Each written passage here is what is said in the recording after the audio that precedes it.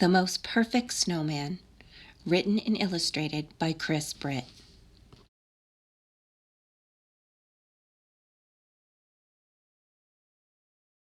Drift was the loneliest of snowmen. Made from the first blustery snow of winter, he'd been built fast and then forgotten. With only 2 skinny stick arms and a small mouth and eyes made of coal. Drift dreamed of wearing a stylish hat, scarf, and mittens, just like the other snowmen. Most of all, he dreamed of having a pointy orange carrot nose. If only I had that, I'd be perfect, he thought. All the other snowmen were much fancier than Drift and would giggle at him with frosty glee. Nice nose. Love your style. Snazzy outfit. Dressed in their finery, they would have snowy fashion parades, snowball fights, and snowman dances that lasted all night. But Drift was never included. So he spent his days alone, swooshing and sliding through the wintry woods, often stopping in the shadows to watch the others laugh and play. One morning, 3 bundled-up children walked by. "What a plain-looking snowman," said one little girl. "You need a hat. Here, take mine." The hat was blue, fluffy, and toasty warm. It fit perfectly. "And you can have my mittens," said the little boy. They were so snuggly. Drift raised his arms in the air and smiled. The last little girl turned to Drift. "Why don't you take my scarf?" It felt soft and cozy as she placed it around his neck. She looked at him for a moment.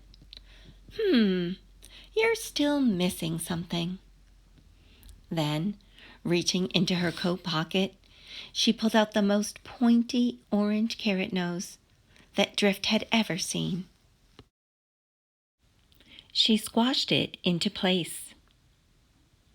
"Now you're the perfect snowman."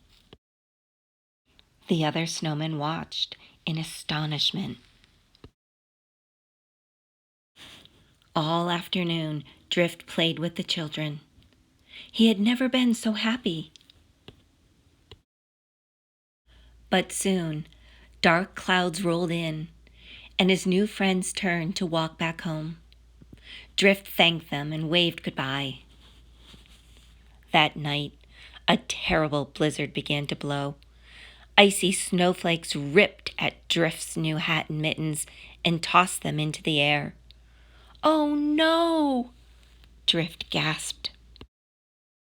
He set out to search for his missing clothes. He looked up into the trees and down a stream, over hills and under bushes, but they were gone. "Oh well," Drift sighed. "At least I still have my beautiful new scarf and nose." Then, through the howling wind, Drift heard a whisper-soft voice. "I'm lost. Can you help me, please?" It was a tiny bunny. It looked frightened and shivery cold.